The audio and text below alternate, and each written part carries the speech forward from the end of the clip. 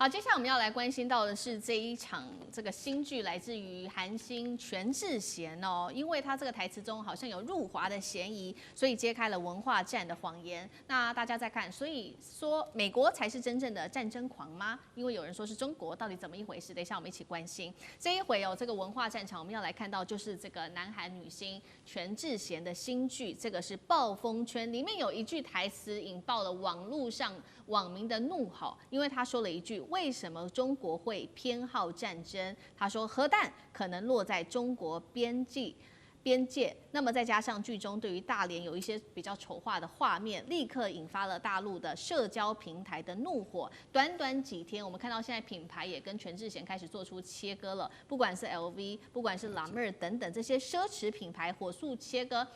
他们也做了一个估算哦，预估一开始的损失大概是2.3亿人民币，但是这个只是一些制裁而已，还会加上后续的违约金。现在看起来，恐怕对于全智贤来说是一个天价的赔款金额了。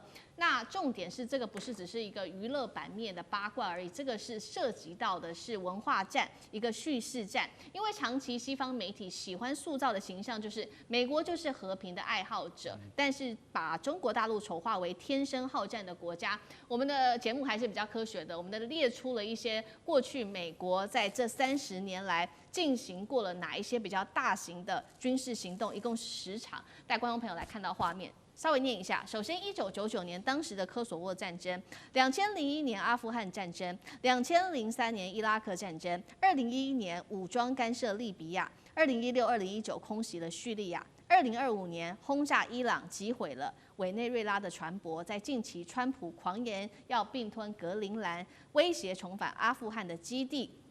靠着军工产业，美国确实是发了大财。但是我们来看看大陆过去30年军事行动，都是在维和跟护航上面，没有爆发任何大规模的战争。为什么叙事今天会变成这个样子？干哥怎么看？哦，全智贤啊，你终于捅到马蜂窝了。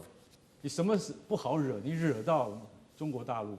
我跟你讲，《暴风圈》是他们最新的戏啊。这个戏是它内容是什么？知道吗？那是高级悬疑谍报片啊。前3集哦，我跟你讲，不是只有韩国观众，我大概也我老婆在看的时候，我也瞄了一下，在看 Netflix 的时候我也瞄了一下，还不错，他的布局还不错。你知道全智贤他演的角色是什么吗？他是韩国驻联合国大使前啊，他曾经做过驻联合国大使。她的老公呢，朴英俊要干嘛呢？要竞选韩国总统，结果她的老公被暗杀。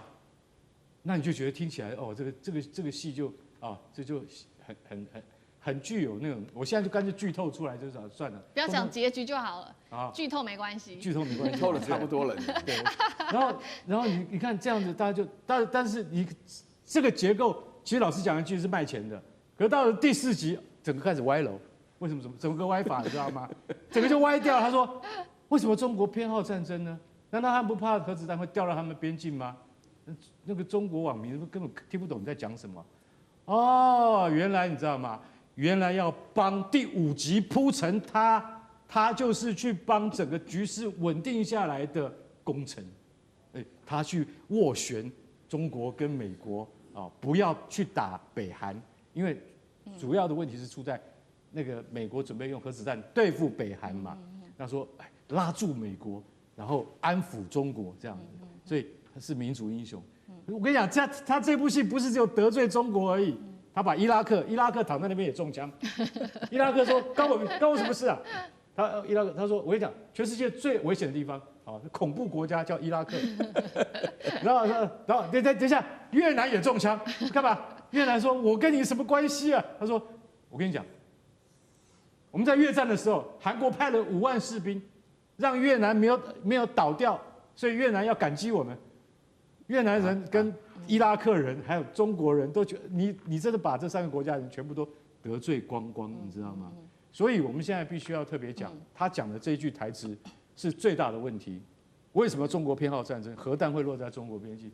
中国现在具有全世界威力第2强大的核子弹，但不是用来作战的，它是用来捍卫和平用的。这一点我们一定要观念要建立清楚。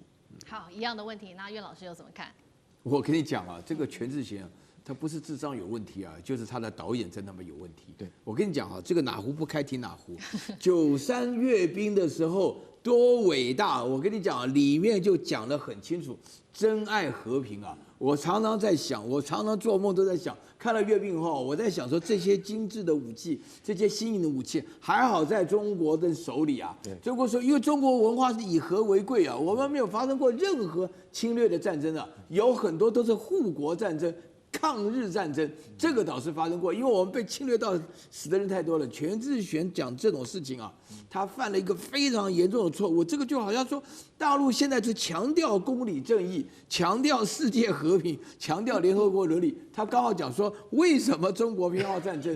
那么他自己本身在大陆那边就是一大堆广告，他有什么？他有拉妹广告，他有这个路易威登的广告，啊，然后他有这个比亚杰的手表的广告，到处在大陆都看到全智贤的长相，因为他这个脸我看了很明显，他就是那种山东脸嘛，国字脸大大的，所以我印象很深刻啊。结果看了一个半天以后，居然出现这种事情，这个他绝对是非常严重的事情，你知道吗？你对大陆来讲的话呢，这个比吃不起茶叶蛋还严重啊！你吃不起茶叶蛋，大家觉得当笑话，但是你这个事情的话，你讲到说为什么中国偏好战争，你还讲中国，而且你韩国算老几啊？你还用这种态度，好像是外星人一样讲到地球的规划。你根本就是个美国殖民地嘛！最近那个金正恩就讲说，我们不打算跟你在一起什么统一了，你根本就是美国殖民地嘛，也教化不来。那你现在拍这种戏，经过我们干哥一讲的，我越听越荒唐。我没有时间去看这个戏，但听你这一讲以后，我也不用看了。岳老师，因为这当中也有说到过去30年来，比如说刚刚说的嘛，美国发动了10场的大型的军事行动，大陆没有。那有人说这个是不是太讽刺了吧？不是，你根本就这个什么讽刺，这个不用花这么多时间去整理。虽然那个川普看完93阅兵以后，把国防部改成战争部。啊 ，Department of War， 对不对？你海格赛斯现在自己都以战争部部长态度出现，光这件事情就知道谁比较偏好战争了嘛？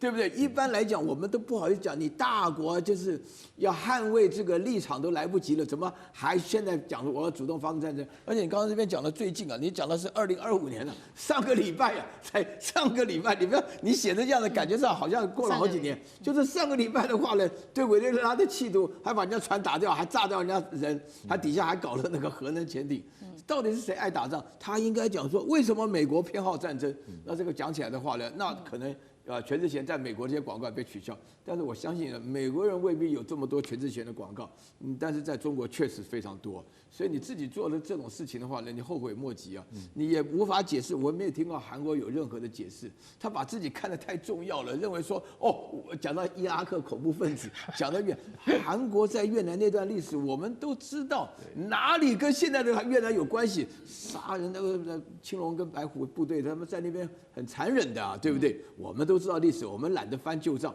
但是你做这个戏拍的这个导演真有问题，至少这个编剧有问题。如果说他全部放出来的话呢，当然像这个我们干哥太太都看完以后，如果有一点政治意识，就会发觉说哇，真的是这个是讨骂的，你知道吗？好，谢谢岳老师。地缘政治、内中之争、战略价值、强权崛起、小国生存。现在与未来洞悉事件走向，掌握世界脉动，全球观点尽在环球大